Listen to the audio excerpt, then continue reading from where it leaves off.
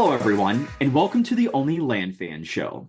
My name is Kendall Lejeune, and our guests today are Alexis Morgan, Brad DeGraw, and Chris Duff.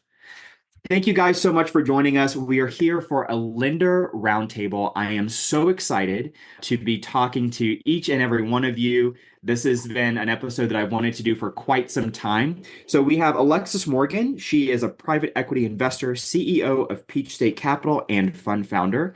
We have Brad DeGraw, who is the founder of All Terrain Capital, and Chris Duff, who is the primary client point of contact and asset manager at Sirius Lane Capital. So thank you guys so much for joining us. How are you today? Amazing. Exciting. Love it. Love it. So we're going to go ahead and just jump right in. Would love to know, how did you get started in your real estate journey and how did you come into lending? Let's go ahead and start off with Alexis. Sure. Yeah, I got started in real estate. I'm sure, like a lot of people, we read a book or we see something online. Originally, I was wholesaling and arbitraging purchase price to another purchase price. And then maybe about a year and a half ago, 2 years now, time flies, I got into lending through a mentor of mine who I was selling deals to. I was asking him, how are you buying all these deals? What else do you do? And a large majority of his business model was just giving loans. So I got interested, I got involved, and like you mentioned, I founded a fund so that I could do more and more loans. I love that. What's so cool about that is I think that once you're in the real estate industry for a little bit of time as an investor, you realize that's the evolution as you start as that investor and you eventually want to become a lender so you can get those high leverage lending activities. And it sounds like you just, okay, I see the game and let's just go right to the end. I'm so glad to have you, Alexis. I know that you're going to just add so much to our conversation. So thank you for joining us. Super excited to dig into that with you. How about we jump over to Brad? Brad, can you give us a little bit about your background and how did you get into lending? Yeah, I, like Alexis, started with a book. I had this idea that you could go and buy properties for $50 a piece, those post-tax properties. And I bought a few dozen properties and I didn't really plan on buying that many. It just happened. And I realized like there's a lot of margin in land, but I really just like the underwriting portion. So if I could stay in this small lane and just underwrite deals and send the wires, I could make less per deal but do more deals. And so that's how we found ourselves here. Yeah, I love that. What's so cool about that, Brad, is we talk a lot about this activity, this industry really is a team sport, right? And you can just pick your lane and dive into that lane. And I love that you're like, you know what? Underwriting is my jam. And so I think I'm going to stick with that and lean into that. So I love that. Thank you for joining us.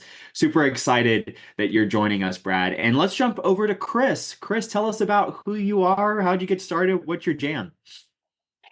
Yeah, absolutely. And the short version here I'll focus on because I know we have roundtable. We're going to be jumping into some value here. But if you wanted to hear a lot more kind of in-depth background about me personally and professionally, I was recently on Seth's Ari Tipster podcast, so can get that background there. But the short version is physician by training, didn't want to practice clinically, got involved in a number of different startup opportunities, went into healthcare, venture capital, and ultimately decided to move into land investing in late 2019 when I had a couple of my current partners and friends also looking to start a new venture there. Initially started the kind of whole direct marketing out and the vertical just focusing on my own deals, but similar to Brad, was not too fond of talking to sellers or marketing out and really focused on the underwriting side. So a little over a year ago, we converted purely into a funding model.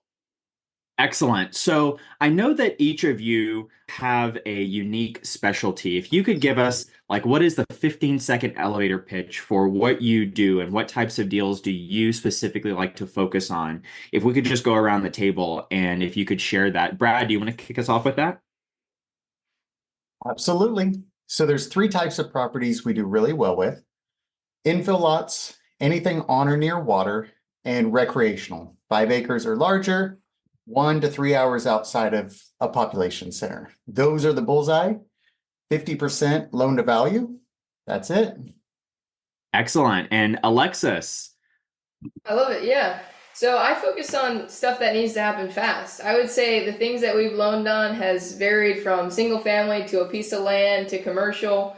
People will come to me for transactional funding. They'll come to me when their hard money lender couldn't make the cut. They'll come to me when things have to happen at the last minute in a pinch. So people tend to come to me when things are going wrong, but that's okay because I'm here to fix it. That's great. That's great. Really important to have that in your tool belt for sure. Chris. Yeah, I love, Alexis, that you're able to handle those last second opportunities. Those ones make me so anxious. We offer transactional funding too sometimes. And yeah, I totally get the blood pressure rising. Oh, yeah, I got to sort out these docs, props for building a whole business around that. But generally, we prefer just more single flips or minor subdivides, and we'll fund via the equity funding. Instead, usually between 50 to 500K purchase price deals, nothing below 20K. We'll fund nationally, rural infill, doesn't matter. We're comfortable underwriting effectively any piece of land in the country, and have invested in most of the states at this point too. Very good. Now, there's a lot of talk about the market. I think that there's always talk about the market. People want to have, especially investors, we want to have that crystal ball to tell us what is the next step? What do we need to be doing? So I know that you all work with many investors. Can you talk a little bit about what are some of the trends that you're seeing in today's market, and what are some of the biggest opportunities that you're seeing come along in some of these deals that you're doing? I can start us off. So unlike Chris and Brad, I focus on one market in the United States, and that's within 60 miles or so of Atlanta, Georgia. Here, the market has dropped maybe 5% over the past 30 to 60 days. So things are sitting on the market longer. There's not as much demand. Whether it has to do with interest rates or inventory, we can all take our guesses, but the market is definitely slower than it was maybe 3 or 4 months ago. Interesting. Yeah, I would echo that. Sorry, go ahead, Kendall. Yeah, go ahead, Brad. Chris, sorry. Yeah, no worries. No, I would echo that completely with Alexis here. In my opinion, this is probably the hardest buyer's market that we've seen in close to a half decade here.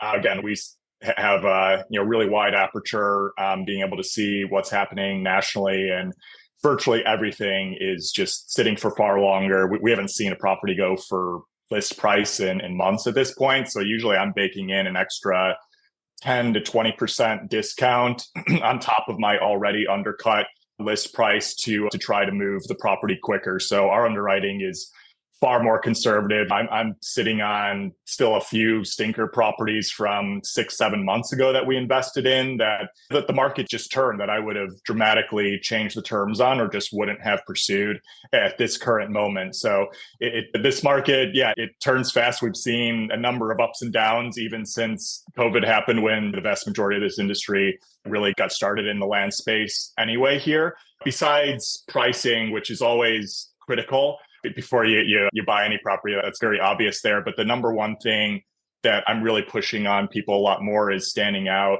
on property characteristics. This isn't something that's going to be transparent on a price comp report or when you scrape websites. Maybe some of the very efficient cookie cutter markets, but anything rural and anything that might be a little bit more high end in pricing, you have to consider every single characteristic in relation to the sold comps and the active market comps. And I just weight them, superior versus inferior across so many different characteristics there. And if I'm sitting on a parcel where maybe the pricing looks appropriate, but I know that I have the most inferior parcel compared to any of the comps, active or sold, then I'm going to need to dramatically undercut my possible offer price to the seller anyway.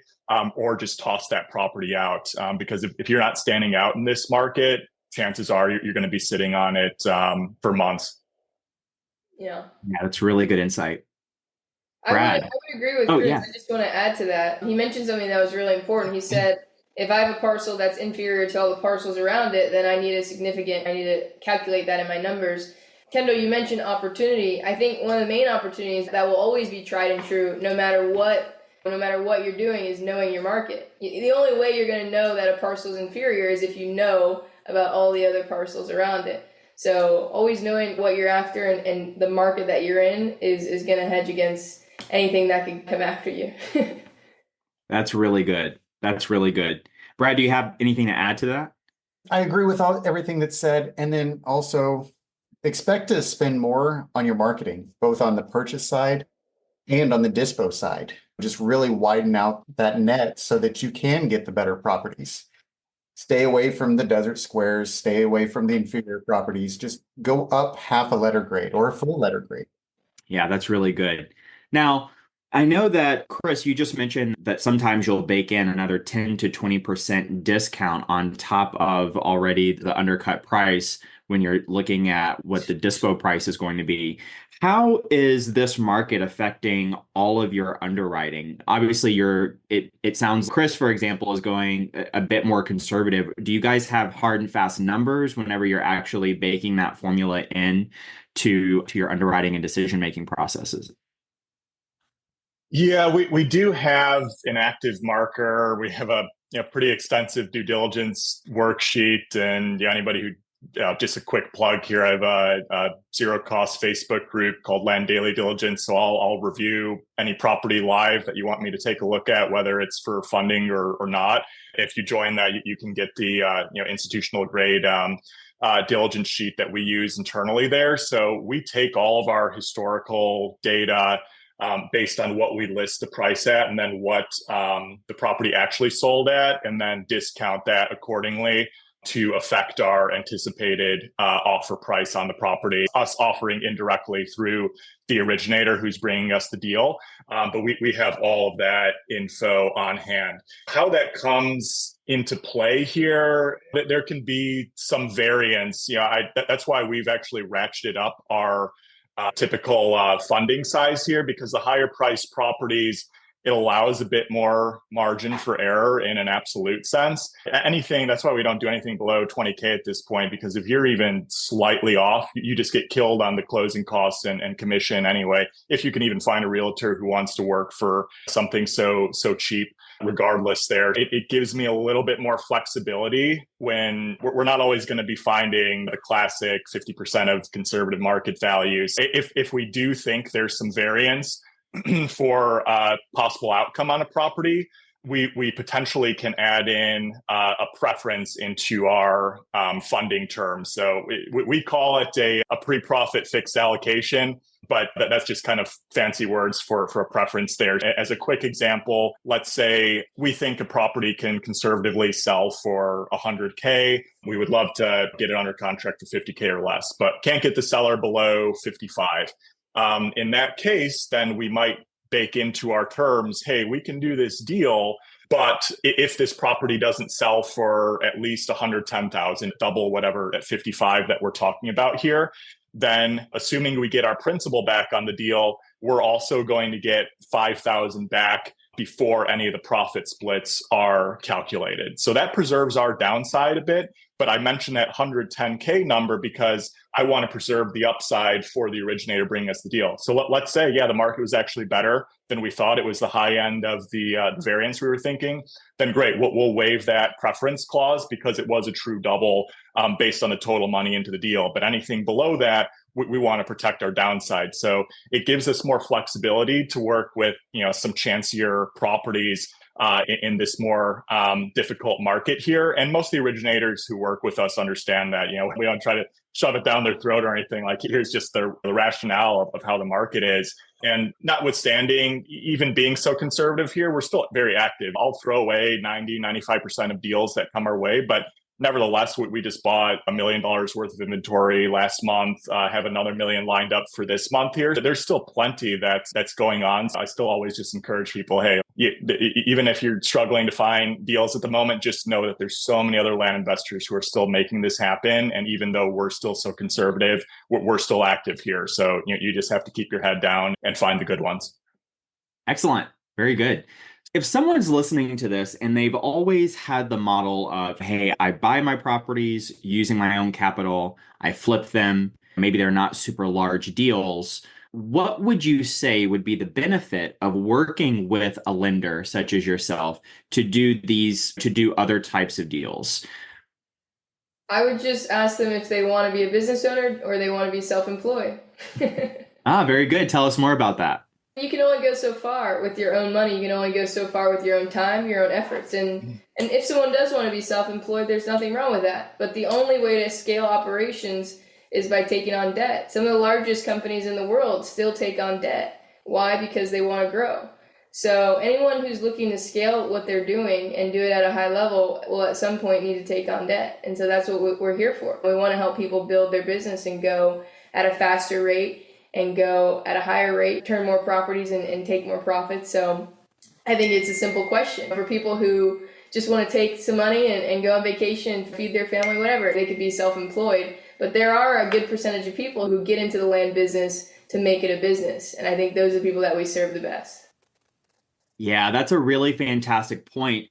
And it brings me to my next question. Obviously, there are benefits to using a lender or working with a lender in terms of I get to buy more property. I'm not limited to the properties that I can afford to pay out of my own capital. What are some other strategic ways that you've seen people that you've worked with use lending in order to grow their business outside of just buying more properties? This is where I'm thinking about creative strategy and things like that to make deals happen. Yeah, I love that. And I'm Chris, Brad, go ahead. I'd love to hear you guys' perspective in the land business. Awesome. I take a little bit of a contrarian view. I tell my clients, don't leverage if you don't have to. Use the property owners for your float time. Get option periods, long closes, things like that. Buy it on a note with seller financing because that's so much cheaper than using a funder. So I actually tell them, don't leverage until you have to. And then if I'm like your fourth choice, then that's perfect. You're doing it right. And then everyone runs out of money. So when they can use that creative finance on the purchase, perfect. Now you have more float time and it preserves your margins. Yeah, Brad, just really quick, a follow-up question. So if someone is really not used to working with a lender, can you go into a little bit more detail about what does it really mean to leverage when you finally have to? What would be those indicators that, okay, I have to, I've exhausted everything? Sure. So sometimes your property owner is very agreeable, and then you can steer the course of the deal and the timelines and everything. But other times they're not. They say, I need the money and I just want you to buy it outright. Great. Here's how much we could pay if you were agreeable and flexible.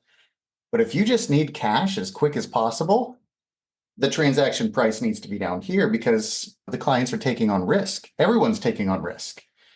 And so to adjust for that risk, you have to have margin. So does that Excellent. kind of explain it? And we could go into numbers if you needed it. Yeah, very good. No, that's fantastic. Following up with Chris, what would you say to that question?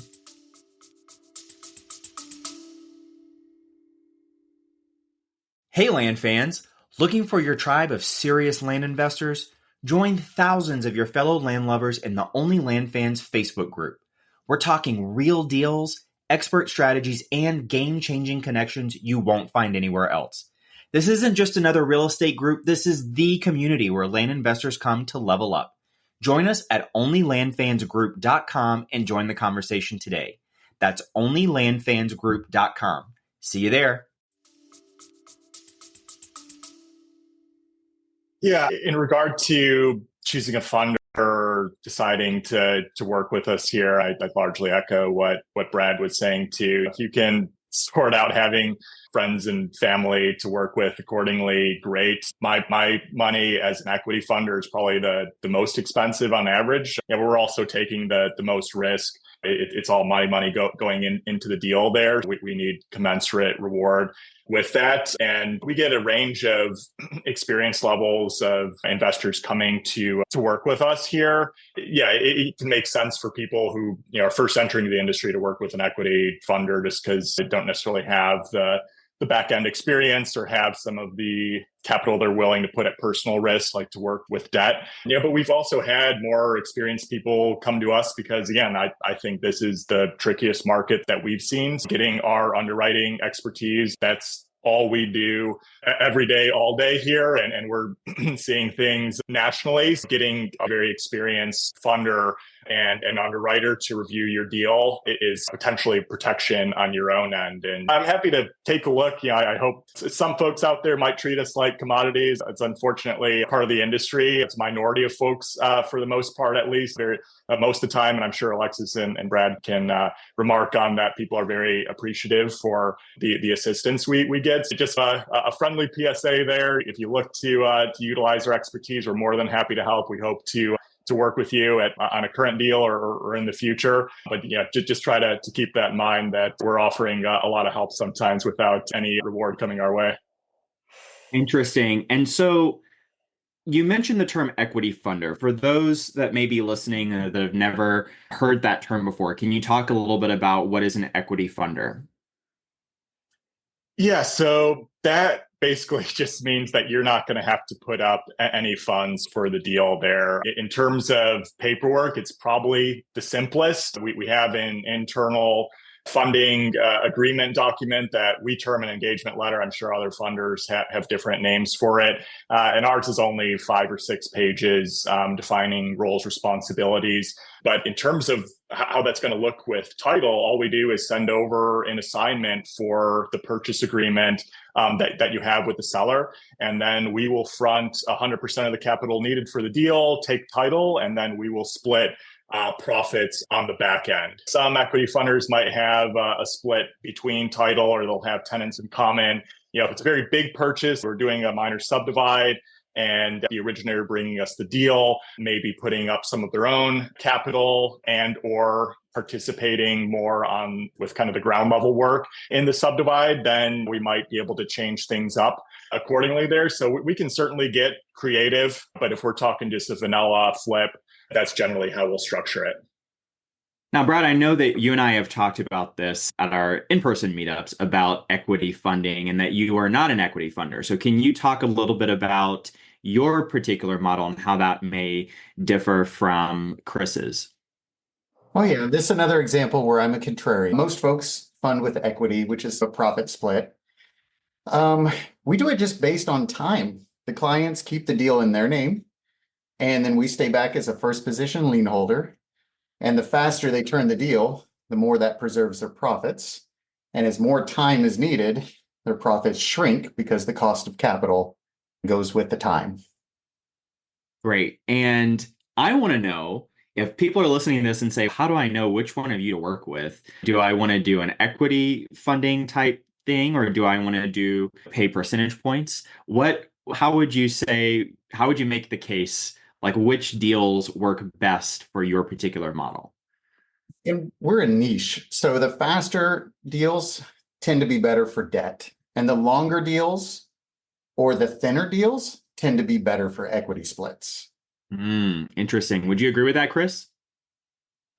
Yeah, largely here. And again, we're a grab bag as well. So again, we look at things all across the country. Again, we prefer higher price points, but because we get so much our way, it's really the underwriting expertise that we fall back on. So if you have a trickier deal where I'm really not sure I want to put up my own personal capital, not sure how fast this might be, then yeah, we might be the best option to work with. And we also have a lot of capital to work with too. There aren't that many folks who are willing to put $500K tops of equity funding into a particular deal there. Some of the larger stuff can be a better fit for us. But as Brad kind of advocates too, it's try to exhaust all your options, then potentially work with all the different funders, maybe try both, see what works out better for you. And there's plenty of originators who come to us say, my funder's currently capped out right now, and it's just trading utility of other folks' funds oftentimes. And we're planning on being in this business the next few decades at least. I know a lot of other folks are similarly minded within this industry here. It's all about a tide rising all boats here. If you choose to work with other funder, that doesn't matter to me. I know pretty much all of them, and we try to syndicate as well too. So we're happy to point you in the right direction. We also built out this site, landfunding.partners, that lists all the known funders within the land funding industry, and you can sort out, do you want equity funding, debt funding, transactional, what have you, and it'll point you in the right direction based on your specific needs. Great. Thank you for that.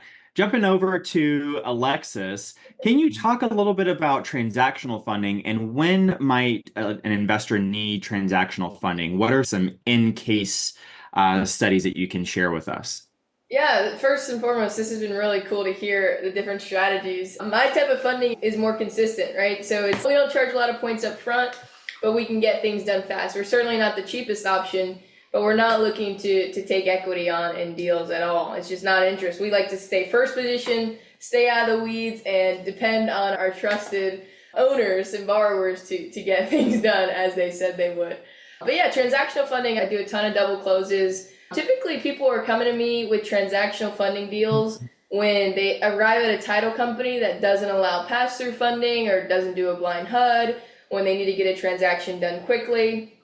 And usually those double close deals, people find out that they need a double close in the last week or the last 2 weeks. And that's really where we specialize, even when it comes to private money lending and lending on, like I mentioned, I'm a little bit of a chameleon. I've lent on single family, I've lent on land, I've lent on commercial.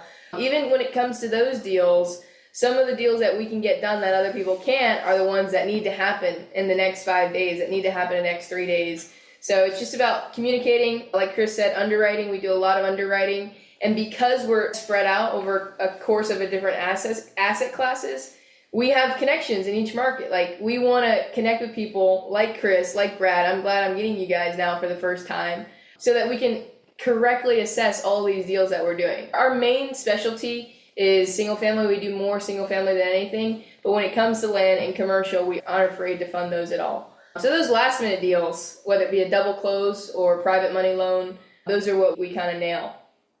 Love that. Now, you just mentioned private money, and I know that there may be some people listening that say, you know what, I think I just want to go straight to the lending side. All of these incredible people said, you know what, I did this, and now I think I want to go over to the lending side. So, Alexis, I know that you work with private lenders. Can you talk a little bit about what are some initial steps for people that may be interested? They don't necessarily want to be land business operators, but maybe they want to be lenders. How can they get started? What are some initial starting points that they can take?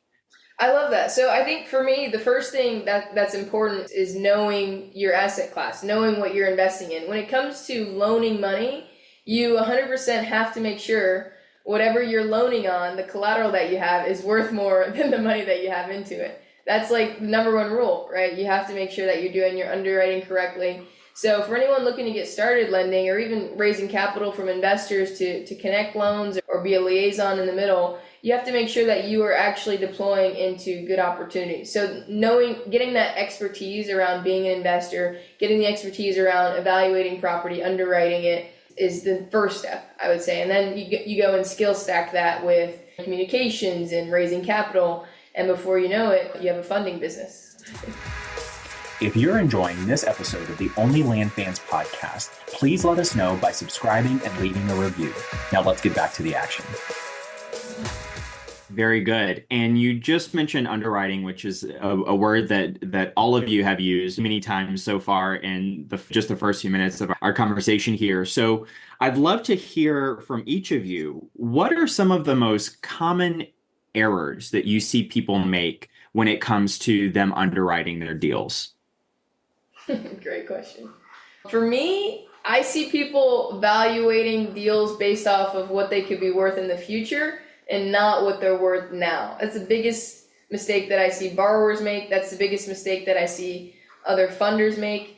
Whenever I'm making a loan, I am looking at the as-is value of the property. And that's just because if I have to foreclose on this loan, I'm taking it over in its as-is condition, not its like beautiful, fixed up or perfect condition. So that's the biggest mistake I see. Another mistake might be paperwork or some other thing, but that's by far, if there was a number one and a number two, they'd be this far apart. Excellent. Yeah, I echo Alexis completely there. Yeah, just we are not spec investors. I wish every land investor should wake up and tell themselves that every single day. We are not here to speculate. That is how you gamble. That's how you make mistakes. That's how you lose money. I don't care that there's a highway being built over the next 5 years is going to bring all this local demand and commercial activity to the area. I don't care that a casino is coming 2 years from now.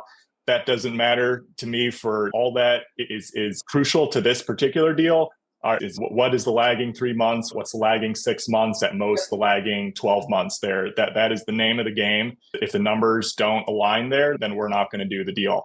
Yeah, I'll always have to keep that in mind. I know I mentioned the property characteristics piece earlier. That is, a very large umbrella that can mean so many different factors, from road frontage to elevation to soil mapping to what does the quality of the neighborhood look like? Are there cell towers nearby? Are there certain farms nearby? The noise pollution, how close are you to a certain highway? Or is the school district different? All of these things need to be kept in mind prior to deciding on a purchase price. Before I even start comping, and this is what I tell my consulting clients, is how I run my live Facebook groups here too. I'm just getting on Land ID and I'm assessing all those characteristics. So I already have something in mind for what's superior, what's inferior here before I even look at the comps, because then I already can start piecemealing. Okay, this property is probably only going to be recreational usage, so I need to look for comps that are aligning with that and so forth.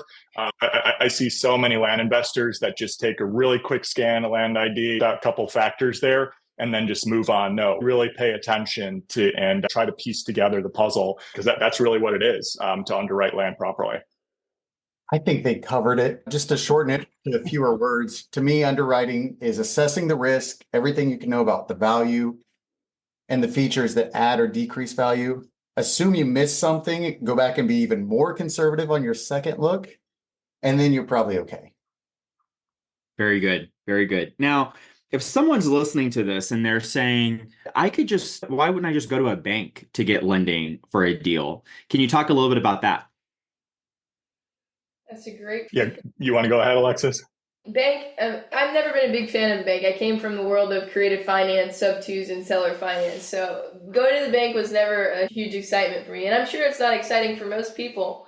The bank's going to ask you for your arm and your leg and your blood type. They're going to ask you for everything. And when I look at my lending business, I feel confident knowing that no matter what's going on, no matter who's asking for funding, as long as we have an asset to collateralize with, as long as we have a property that we can look at and make the numbers make sense, we can most of the time secure funding for any deal, for any person that comes by and needs funding. Whereas if you go to the bank, it's not always the case. Sometimes it's the credit that's holding them back. Sometimes it's the assets that they have under their belt. There are a lot of advantages to using a private lender or hard money lender or funder rather than the bank. I'd love to hear Chris and Brad's perspective as well. Yeah, on our side, I'd actually step back, because there are routes to utilize bank funding, not necessarily on a deal by deal basis, but can you lever up from a line of credit? Are you able to take a line of credit on your business or a personal one? Some folks, if they're lucky enough to have paid off most of their mortgage on their home or own it free and clear, can you get a HELOC on your house and just turn and burn? Use that to fund your land business. Internally, my partners, we use lines of credits routinely there. I know a lot of folks, you get scared away of the interest rates accordingly here, but if you really balance it out and do the math on what type of returns you're earning on your business, or if you're levering up from some type of brokerage or investment account within your bank, like you just have to balance out those numbers and just make sure you're staying in the black there. But lines of credit, that's tax-free, keep capital effectively, as long as you again know what you're doing and have solid returns to back it up. I would definitely explore that if you haven't already. Additionally, as you become more experienced, banks can be your friend, especially regional ones. I know some land investors, that they are very experienced, have been doing this for nearly 10 years, have built up a very solid relationship with a regional bank. And at this point in time, they have a $10 million line of credit that they can pull into deals. And they're mainly doing minor subdivides. And they've gotten their relationship up to the point that they're actually able to get the LTV calculated on the anticipated revenue or the anticipated value of all the child parcels versus the parent parcel, which is remarkable, because that means that they're not even having to put money down for the property since they're getting that end value in place there. So there are routes to do it properly. It can just take a long time to spin up. But initially, I would really explore line of credits ASAP if you haven't already. I think they said everything there is to say. Bank money, go get bank money. The problems you'll usually have if you're starting out in your first couple years, banks are slow. They don't like small loans. They don't like short duration loans. And almost always they're going to need an appraisal. So if you're just doing quick flips, they're probably going to say no. There's probably not going to be a match unless, like you said, get a home equity line of credit, get a business line of credit, use your fancy life insurance policy. Something like that's probably better than bank financing.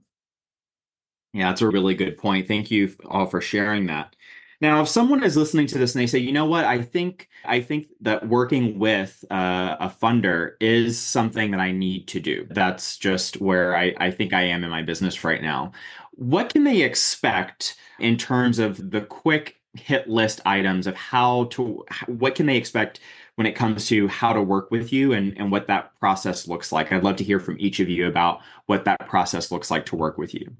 Sure. Yeah. I would start on our side. We try to keep it as simple as possible to start working with us. At bare minimum, send me the APN, the county, the purchase price, and an anticipated closing date. That is enough to get started. Generally, I can get back to you within one business day with an initial review. Again, my cut rate is extremely high. Having such simple parameters, I'm throwing out 18 and 19 out of every 20 deals sent our way there. Obviously, the more you can send me, the better. You know, that initial piece, if you make the first cut, probably over 50% likely that we'll be able to fund the deal. Some deals I'm able to determine within 10 minutes that we're ready to go because you've sent me over drone photos that have already been done. You already have a local realtor who's assessed the property, not just sending a CMA or an OPV. That's largely worthless to me. I'm already doing my own comps. No, I want somebody who's actually been out to the property and examined it in detail and can provide me a lot more info than I'm going to be able to get on aerials or just providing me a sold comp list. That's just not that helpful. So if you can provide me all those details, what the utilities look like, anything relating to zoning that I might need accordingly there, I can make a decision very quickly. So the more info, the better. But even if you don't provide it, I'll re-mention again, politeness will go a long way. Brad and I were exchanging horror stories about folks who have sent us deals just a week ago here, that there's a select amount of funders in this business that, and it's a small industry too, word gets around. If you want to keep your options open for others people money, even if we refuse you, just a quick thank you for looking at it. We'll put you above most of the folks coming our way anyways. Just want to throw that out there as friendly advice. Plus one, that our underwriting is very similar. Our acceptance rate's very similar. What we like and don't like is about the same. Just exactly what Chris said. I love that. For us, it's the name of the game is speed. The nature of our business is funding deals that have to happen at the last minute. Whenever someone's reaching out to me, I need a very strict list of things: the address, the amount, what the money's being used for, and what position is the loan in. Will only work with first position loans. That's the other thing that I forgot to mention at the beginning. We're not doing any second position or higher. We can only fund first position due to the nature of our business. We have to be secure at the most possible if we're going to do things very quickly and move very fast on last minute stuff. People just email me. They can email me at alexisjmorgan, 2Ns@gmail. And if I'm not sleeping, I'll respond within an hour because I know that some of the deals have to happen same day. We've even been asked. Wow, that's fantastic. So I know that for your particular business, part of that is raising funds, especially Alexis. So that is a huge topic when you're talking to other investors. And so can you talk a little bit about how you go about raising private money for deals? Yeah, I'd love to. The main thing that I do that's been really successful that honestly I feel like anyone could do is talk about the deals that you're doing. Social media has been huge for me. And whenever there's a win, whether it just be a mindset win or literally a monetary win, I will make a post about it. I'll make a short YouTube video about it. I'll make a recap video about it. And when you do that, people start to know you for one thing, and that thing is success. And people want to surround themselves with success. They want to invest with success. They want to be friends with success. Once you start branding yourself for certain things like that, it becomes very easy to raise capital. As you move up in sophistication, your pitch might change depending on who you're talking to, but the overall theme stays the same. People want to know that they're investing into something safe. People want to know that there's a great team, and people want to know that there's a great return coming at the windfall when the capital comes back. But yeah, I would say the main thing that's helped me the most is posting about my wins and sharing the journey. I've even gone as far as to post when things go wrong, but people love that transparency. They love the fact that they can feel like they're going through it with you, like they're winning with you, and that they're right there with you. And then sooner or later, they are there with you, investing money with you. That's great. Yeah, I love that. I love that. Anyone else want to chime in on how you guys go about raising capital?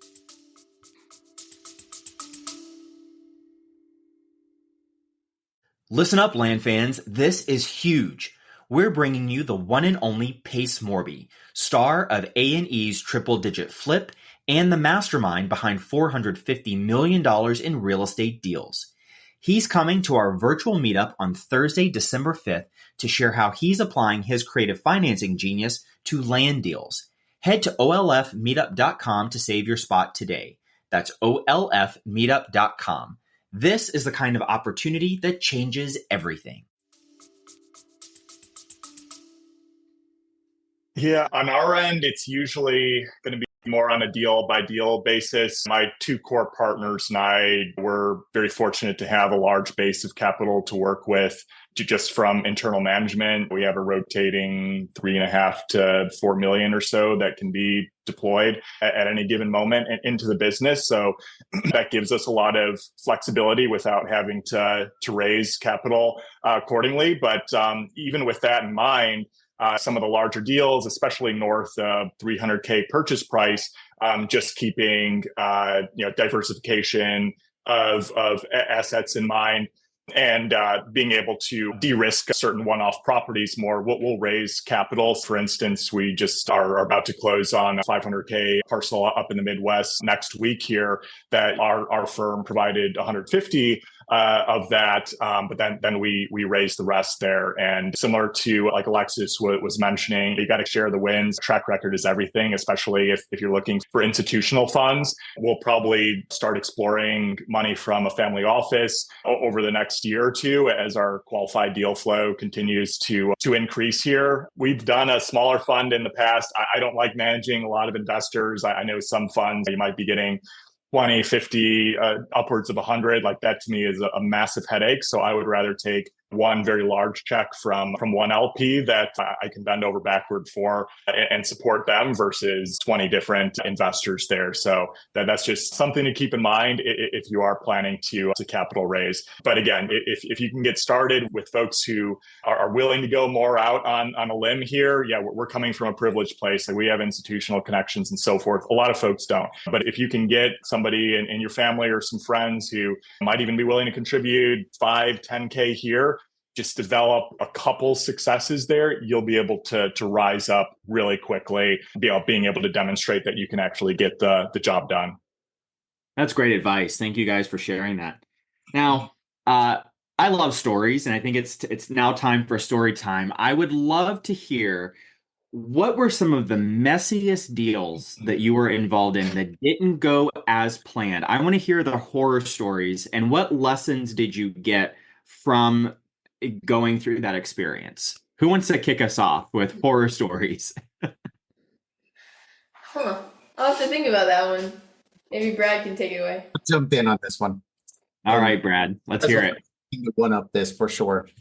So on every deal, we require title insurance. There's no such thing as self-closing or wiring directly to the client or the property owner. Has to go through a title, always title insurance. Recently in Mississippi, sure enough, we paid for a title policy. The attorney said, everything's clear. I checked it myself. You're good. The deed got lost between recording at the county and going back to the attorney. And then they charged us for a title policy. They never issued the title policy. And then out of nowhere comes someone says, hey, I have a tax deed on that property. Surprise! We are in the worst position possible while still doing everything we could do on our side. It was the attorney's fault once, twice, three times. And then rather than being responsive and fix it, she just ghosts us. We can't get through, not phone, email, anything. Somehow, this one in a million, we have a rock star agent in Mississippi. She found a buyer who said, I am in love with that property. I don't care about title issues. I have cash. Let's do this deal as soon as possible. Like the odds of this key fitting that lock is just ridiculous. And the lawyer still didn't answer the phone, said, hey, we have the solution to the problem that you created. All you have to do is open the office and let them sign the paperwork. Finally, after a lot of stress, a lot of communication, the person was driving in from 2 states away to do this deal. Finally, it got done. But it's just one of those like, why are you making this thing so hard when all you have to do is show up and unlock your office? Wow. So biggest takeaway from that. Stuff's going to happen no matter what you do to eliminate the weird stuff. Still, the weird stuff is going to slip through. Yeah, that's a really good point. That right there. When you're doing deals, like it just embrace that there will be something. That's the best way to eliminate surprise. What about you other guys? Yeah, absolutely. I know, especially you want your lender to be put together and so forth, but we all make mistakes. We continue to make mistakes in every month that we're in this business. But the name of the game is just you have to continue to improve and evolve there, and then just keep doing the postmortems and keep adding to the list of lessons learned and update your diligence accordingly there. So that's just always something to keep in mind. Yeah, we look at hundreds of deals and invest all over the place, but we're definitely not perfect either. Take heart in that. And on our side, we had this 48-acre parcel up in Ohio last year that was primarily ag land. It was being actively farmed.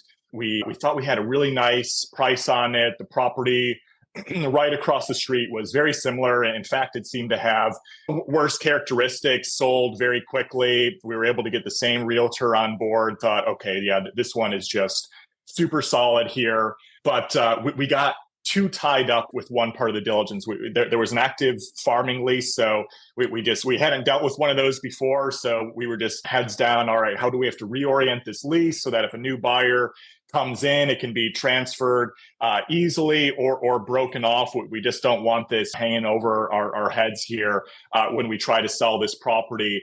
But we overlooked a few things, one of which was toward the road frontage of the property, that there was some old junk on it that we thought was, I believe the previous owners, again, this was a while ago, and we thought it was going to be removed and that they were just cars that you could drive off. But even when we had checked with the realtor, we didn't have a clear answer there, and it turned out to be a junkyard there. And so we didn't address that prior to purchasing the property. So we're having to deal with that on the back end. Some buyers were backing out. Additionally, on the title commitment, we noted that the mineral rights had been sold off. Most of the time, that's not going to be a big deal. A lot of properties around the country have had mineral rights sold off 50 plus years ago. In this case, they were only sold off about a decade ago. So if mineral rights are part of title commitment that were sold within the last 10, 15 years, really pay close attention to that and consider, do you need to get an additional discount for that land, given that there was some value being traded away. And again, we overlooked that piece because it was being actively farmed. There are no oil derricks, there are no pipelines anywhere around. But that was another thing that a buyer backed out for a really nice price because of the mineral rights issue there. Additionally, the neighborhood was not that great on our property. There was a little bit of junk that needed to be removed. The neighbors were pretty junky as well there, and there was a history of squatters along that street.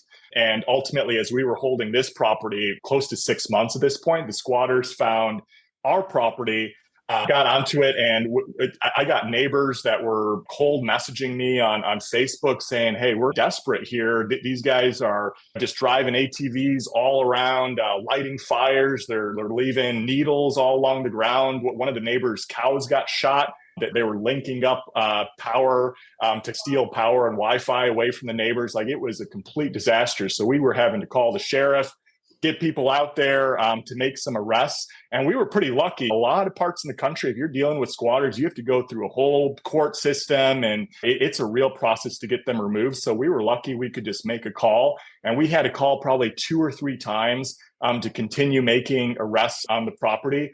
And I live in Texas. It's not like I can be out there. If squatters keep coming up, at some point, if you can't get the property sold, you might have 50-acre property. You might have to put up a multi-$10,000 fence just to keep them out. So we were lucky that we did find a buyer who knew all about this. He still wanted to take the risk, and we were able to offload that one for like just above break even. But man, you talk about lessons learned on that one. There were probably 4 or 5 massive ones that we learned the hard way for sure.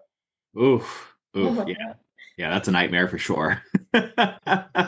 Alexis, do you have something that you'd like to share? I think Chris's deal is going to take the cake by far. That sounds like problem after problem. But those are the deals where you learn the most, right? The worst nightmare horror story that I can think of, we have a pretty thorough due diligence process because we're funding deals very quickly. One of the pieces in that process, unfortunately this piece kept us from funding this deal, is to verify the title company or the closing attorney who's doing the deal. And of course, we all verify wire instructions. We call the number on Google. But me and my partner have an extra facet in there where we go on the Secretary of State and see how long that company's been open. And in this particular case, this was an $800,000 double close, 1%, $8,000 a day. Great. It's a great profit. Great deal. In this particular case, this individual who is requesting the funding also owned the title company, and they just opened it 4 months ago. So I was like, this has scam written all over it. Thank you very much. We're going to pass on the deal. And we did end up funding that one. And a couple other funders, like Chris mentioned, it's a small group of people. The board gets around. A couple other funders didn't have that step in their processes, and unfortunately, they wired to that title company. Wow. Wow. Yeah. Talk about a big lesson there. Glad that you dodged that bullet. Me too. Me too. So that leads me to my next question, which is, if you could give investors that are listening to this one piece of advice that's not oftenly talked about in the real estate space, what would it be coming from a lender to an investor? What's one piece of advice not oftenly talked about? The first thing that comes to mind for me is something that Chris touched on a couple minutes ago, which is people who have money are still people. Just because we're funding your deals doesn't mean to get pissed off when we say we can't work with you on this one, right? Say thank you, show gratitude. I think that's something I don't hear people talk about often is like hard money lenders, private money lenders, funders. We are still individuals just like you are trying to get deals done. So work with us, be patient. We make mistakes too. We're human, and just making sure that you're in it. I feel like the people who do the best as investors who work with lenders are ones that are truly in it for the relationship, for the long-term relationship, not just for the one-off deal that they need $200,000 for. So my perspective on it. Yeah, that's great. I'll jump in. There's 3 things you really need to master. So my one piece is get good at these 3 things: underwriting, marketing, and negotiation. If you do those things, doesn't matter if the market's up or down or slow or this asset class or another asset, you're going to be fine. I love that. Yeah, that's great. Yeah. Thank you. Absolutely. And that number one, that the master underwriting, I think should be circled and bolded. You're not just coming from a funder side. No matter how good you are at negotiation or marketing, if your numbers are off, your business fails quickly there. So we all know that this business, that the profits are made on the buy side. So that is always the number one thing to either get good at yourself or lever somebody else who's really good at that if you're going to be entering this business. Again, this is, in my opinion, and many others' opinion, the toughest market that we've seen in 5 years here. So your buy price needs to be exceptional. Excellent. Very good. I want to thank you all for being so generous with your time today. How can we give back to you? What types of connections or resources are you currently looking for? When it comes to me, anyone who needs deals done fast, whether it comes to Chris, even Chris and Brad, if you guys have people that reach out to you and need a loan in a week, I might be able to help you out there. But I'm always looking, like what I mentioned before, I'm always looking to build long-term relationships with people. I want to build relationships with people who do see themselves scaling, who do see themselves building a business and having a vision for where they want to go. I think whether or not we do business today is good or whatever it is in the future, usually with two people who are on a growth mindset, there's something that can be collaborated on. Yeah, love that. Collaboration is king. That's what I say for sure. Love that. And so, Alexis, if someone wants to work with you, how can they get in touch with you? Yeah, I'm at Alexis J. Morgan with 2 N's on all social media. That's also my email, Alexis J. Morgan with 2 N's at Gmail. I'm pretty accessible, so feel free to reach out. I host lives on my YouTube all the time, so there's lots of opportunity to reach out to me and chat. I'm happy to set up a connection call with anyone who has a desire to figure out if we're a good fit. Fantastic. And we'll put all of your contact info in the show notes as well. Who wants to go next? Who wants to go next? How can we give back to you? What are you looking for? Chris? I see Brad pointing. Yeah, on our end, any qualified deal, especially I know I mentioned before, we prefer between 50 to 500K purchase price. We're more than happy to take a look. Our name's gotten out there a lot more over the past several months. Most of our leads are inbound at this point, but more is always welcome. I hate to see a deal that falls by the wayside, that they're hard enough to come by. You're spending hard-earned marketing dollars there. If one of us funders can help you take it to the finish line, I certainly hope that we can play a role there. But you can easily find me at our funding website, seriousland.capital. There's an extensive FAQ there if you want to learn more on how we operate. All my contact info is there. Also have got partners, which I mentioned earlier, that we have seemingly at the moment all the available land funders across the space, and being able to easily filter according to your needs. And then, like I mentioned too, I have the zero cost Facebook group, Land Daily Diligence, where I will review any of your deals you want live, whether you are seeking funding or not. But beyond that, we're also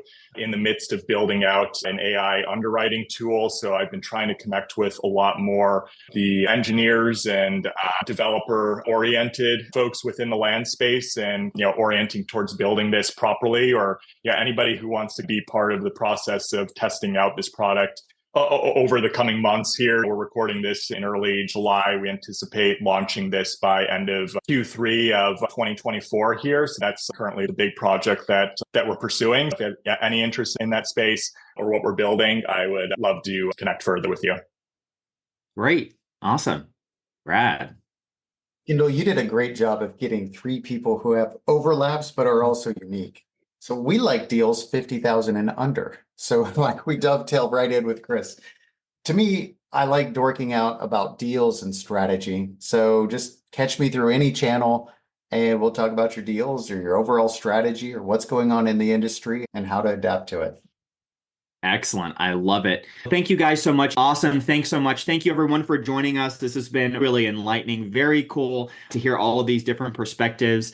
Join us next time. We have so much more content planned for you. Super excited for you to see what we've got around the pike. So keep an eye out on the Only Land Fans Facebook group and also on my socials. So again, we'll put all of our guests' information and contact information in the show notes and in the description of this. That way you guys can connect. So thank you guys, everyone, for joining us. Until then, take care, be safe, and we'll catch you in the next one. Bye-bye.